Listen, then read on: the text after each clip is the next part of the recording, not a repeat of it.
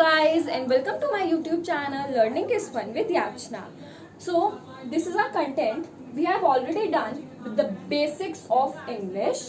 Next we have learned about an introduction to what are sentences. Next we have learned about the parts of sentences. How many parts are there? There are two parts. One is a subject and one is a predicate. Next we have done the types of sentences on the basis of structure. On the basis of structure there are four types of sentences: declarative, interrogative, imperative and exclamatory sentences. I hope आपको ये सब parts types जो है वो clear होंगे. And in today's class we will be studying about types of sentences on the basis of functions. So let's start the video.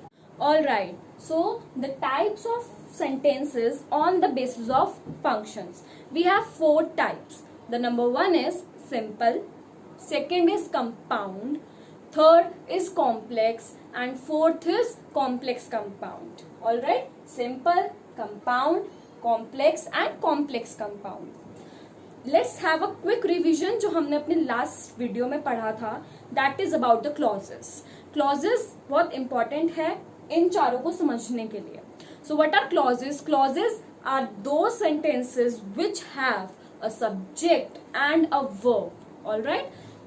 So there are two types of clauses. The one is independent clause and second is dependent clause. In independent clause we have a subject and a verb only, जो किसी के ऊपर depend नहीं कर रहा है. For example, Sita is eating pizza. यहाँ पे ये सेंटेंस किसी और के ऊपर डिपेंड नहीं कर रहा है, इसलिए क्या हुआ, एक independent clause. On the other hand dependent clauses are those clauses which depends on independent clause to make a complete sense और to have a meaning. For example, while talking Sita is eating pizza, कि सीता बात करते करते pizza खा रही है. तो यहाँ पे अगर हम सिर्फ व्हाइल टॉकिंग ले तो वाइल टॉकिंग का कुछ मतलब बन रहा है? No, it is an incomplete sentence. So to complete the sentence we have added an independent sentence that is Sita is eating pizza. So therefore in this sentence while talking is the dependent clause which is depending on Sita is eating pizza, which is an independent clause. Clear? So in today's class we will be learning about the two types of sentences on the basis of function. Number one is simple and number two is compound. Other two we will learn in the next video. Alright, simple sentences.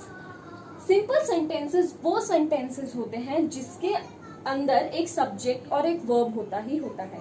एक subject और एक verb अगर एक sentence के अंदर हो तो हम उन्हें क्या कह देते हैं? Simple sentences. They are unlike the declarative sentences which we have learned under the topic types of sentences on the basis of structure. Alright, और ऐसे सेंटेंसेस जिसके अंदर एक सब्जेक्ट और एक वर्ब होता है हम उनको क्या कहते हैं? Independent clause. देयरफॉर एक सिंपल सेंटेंस जो होता है वो इंडिपेंडेंट क्लॉज से बना होता है. Very simple. For example, the baby is crying, baby रो रहा है.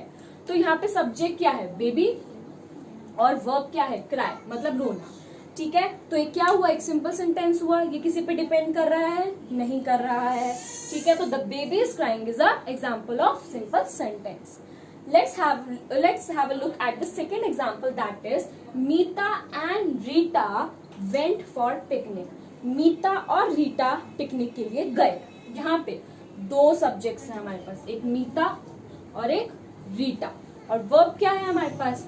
वेंट, गए. ठीक है, तो इस सेंटेंस के अंदर सब्जेक्ट तो दो है, सब्जेक्ट दो है, फिर भी सिंपल सेंटेंस क्यों है? क्योंकि ये सेंटेंस किसी पे भी डिपेंड नहीं कर रहा है. It is an independent clause, therefore it is an simple sentence. Now let's come to compound sentences. Okay, let's talk about the compound sentences. जैसे हमारे सिंपल सेंटेंसेस होते हैं उसके अंदर एक इंडिपेंडेंट क्लॉज होता है, राइट? इसी तरह जो कंपाउंड सेंटेंसेस होते हैं इसके अंदर दो इंडिपेंडेंट क्लॉजेस होते हैं. इसके अंदर दो इंडिपेंडेंट क्लॉजेस होते हैं. दो इंडिपेंडेंट क्लॉजेस को मिलाकर हमारा एक कंपाउंड सेंटेंस बनता है. इट कंटेन्स 2 इंडिपेंडेंट क्लॉजेस, या हम कह सकते हैं कि इसके अंदर 2 सिंपल सेंटेंसेस होते हैं। ठीक है, अब ये दोनों को मिलाएगा कौन? ये दोनों मिलेंगे किससे? इन दोनों को मिलाने का काम करता है कंजंक्शन। क्या करता है? कंजंक्शन। कंजंक्शन 2 इंडिपेंडेंट सेंटेंसेस को, क्लॉजेस को मिलाने का काम करते हैं। कंजंक्शन क्या होते हैं? कनेक्टिंग वर्ड्स, ऐसे वर्ड्स जो 2 सेंटेंसेस को आपस में जोड़े। ठीक है, तो कंपाउंड सेंटेंसेस को कौन से कंजंक्शंस जोड़ते हैं? आपको पता कैसे चलेगा कि ये कंपाउंड सेंटेंस है? इसका एक बहुत ही अच्छा सा मैं आपको ट्रिक बताने वाली हूँ। ठीक है, तो उस ट्रिक का नाम है फैन बॉयज। क्या नाम है? Fan boys, FANBOYS, fan boys. अब ये फैन बॉयज क्या है? इसके अंदर F stands for, A stands for and, N stands for neither or nor, B stands for but, O stands for or, Y stands for yet, and S stands for so।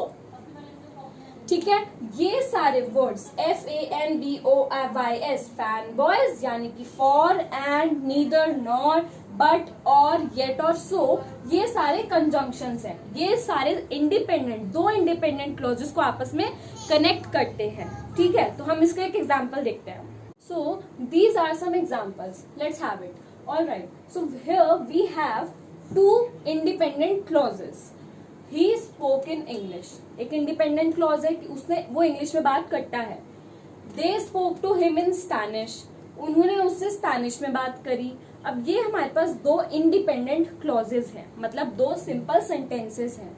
अब इनको हमें इसकी मदद से कंपाउंड सेंटेंस बनाना है, मतलब हमें fan boys में से कोई भी एक वर्ड इन दोनों के बीच में फिट करना है जिससे ये कंपाउंड सेंटेंस बन जाए।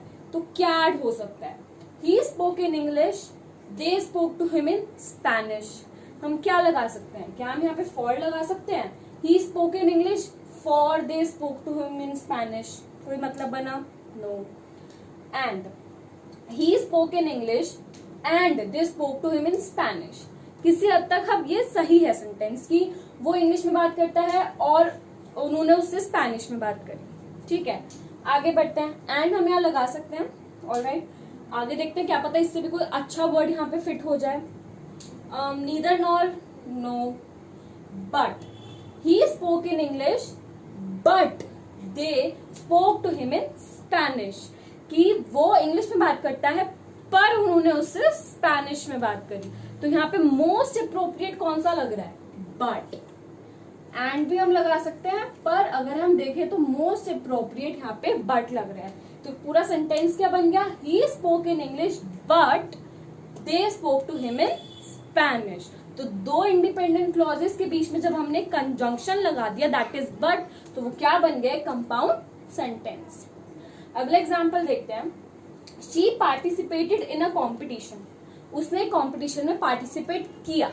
एक इंडिपेंडेंट क्लॉज। She won, वो जीत गई। अब इसके बीच में क्या लगेगा? She participated in a competition, for she won, no, and she won।